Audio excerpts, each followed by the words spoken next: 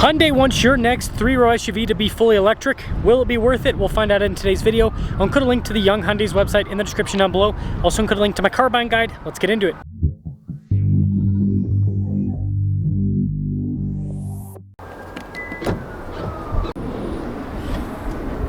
This does have a front storage space, but anyways, let's talk about the specs. 320 miles of range provided by a 110 kilowatt hour battery pack. Dual electric motor setup, putting out 303 horsepower and then 446 pound-feet of torque. I'm trying to hit 500,000 subscribers before the end of the year. I'd really appreciate it if you'd help out with that. Super squared off boxy design here for the hood. Really crazy headlight design here. You can see the actual, well, light cluster down below, but yeah, giant light bar there. And while I'd say this is Hyundai doing Hyundai things where their front end style, or just the style in general, looks insane. Our tire and wheel setup is 275 by 50 by 20. You can see the wheels are silver with the blacked out inserts. Got this kind of blacked out fender flare, and you can see the trim along the sides also blacked out. And then the side profile is very sloped with the overall design. When it comes to key fob features, we've got our lock and unlock function, remote start. You've got kind of like a spaceship type look to it. And I've got this button here to release the tailgate. Well, it actually opens it up. Now in the back seat area, we've got these controls to fold down the seats. And then on the other side, you've got a control to lower the hatch and then a 12 volt. Second row folded down and the third row folded down, tons of space. But if you have everything folded up, as you can see here on the other side, it's actually still very practical. Giant vertical light here on the rear. And then look at the Ioniq 9 badge. That is unique. Now you can see the light actually wraps all the way around the top and kind of has a station wagon appearance from the rear. And would you look at that, pop out door handles, let's pop inside. Now the door panel theme looks very similar to the other Ioniq cars, the 5 and the 6. And then same thing with these seats, they've kind of carried over quite a bit. Legroom back here is great, I've got a little storage pocket as well. My own climate zone in the back, we also have heated seats and you can see there's more storage below that. And then headroom in the rear is good. Now let's take a look at the front. Two-tone coloration here on the front door panel. Blind spot monitoring with the mirrors, and then down below you can see that we've got our power mirror adjustment function they fold into. More of that cool two-tone trim here with the front seat. It's power adjustable with lumbar support. The passenger seat's also power adjustable with lumbar support. And that's an interesting area for a push button, but boom. Soft touch trim all around the steering wheel, again gray for the coloration. Volume controls, voice command controls on the right hand side. On the left hand side you've got your controls for the cruise control, also for the center stack. Little regen paddles there on the back, and kind of showed you guys earlier, but this does have a column shifter.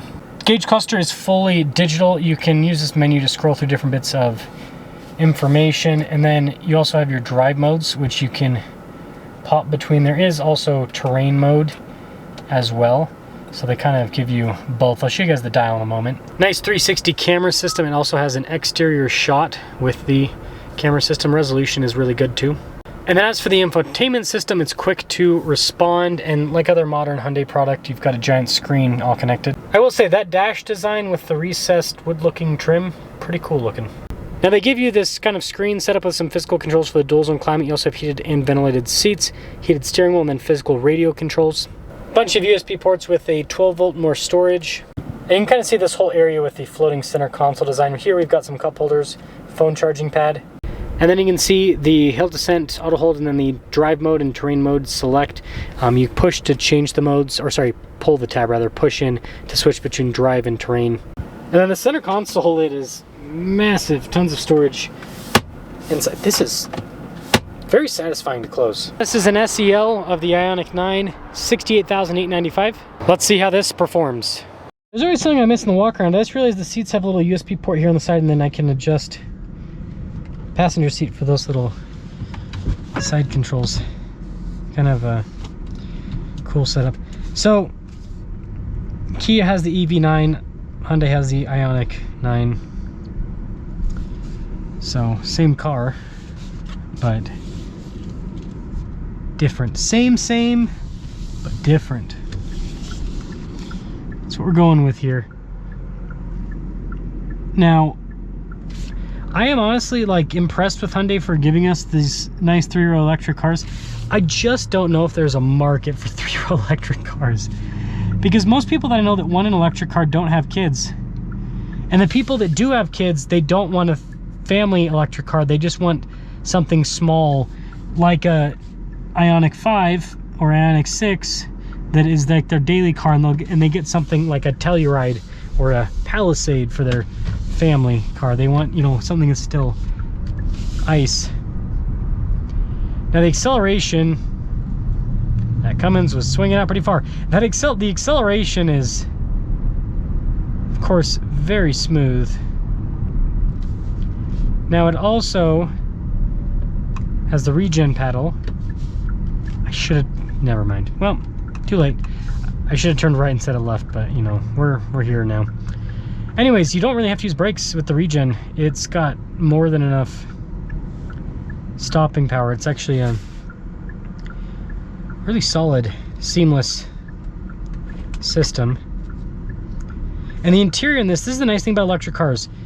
Because they put everything down low for center of gravity purposes, the battery and all that, you get tons of cabin space. And so it does really feel like a nice open experience.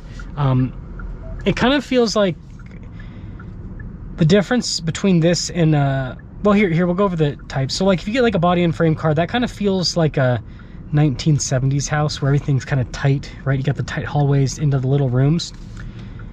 And then unibody cars that are not electric, they feel like early 2000s homes, right? Everything's more open, but you still have some hallways here and there. And then this feels like the modern homes that like have basically no hallways, where it's just like big open, and then you have like a tiny little hallway that goes into the big open rooms.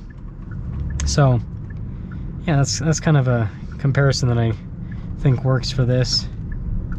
Windshield and the windows in general are massive. Call us almost. Call us almost. You know, I have so many people in the comments that get mad at me for not like being more aggressive with just like going, and it's like, you know what?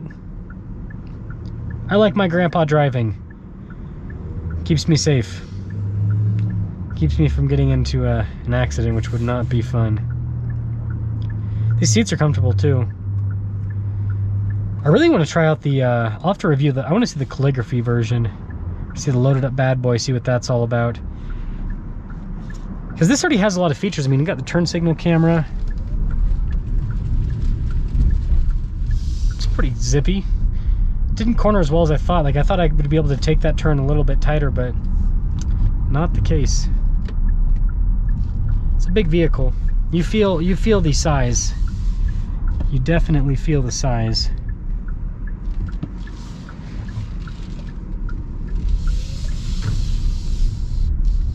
Yeah, the suspension dampening is really good too.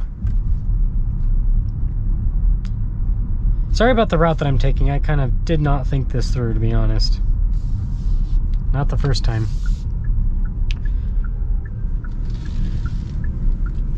Yeah, this is kind of zippy. I love how this drives. I just hate dealing with electric cars. I've had so many electric cars as test cars, and people always say charge them at home, and I do that, and I just don't like the range anxiety. Like, even if I know that I've got more than enough range, it's still like the fact that I have to think about it. I hate having to think about it. I like knowing that with a gas car, I can just quickly look up, hey, closest gas station, and it's like, there's 10 in your area. It's like, perfect. Yeah, the acceleration in this is really smooth. So I think this is a great car. I just don't think that the US market's ready for family electric.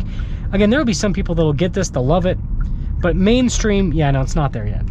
Mainstream family cars are going to be hybrid and gas for the foreseeable future. But man, this drives well.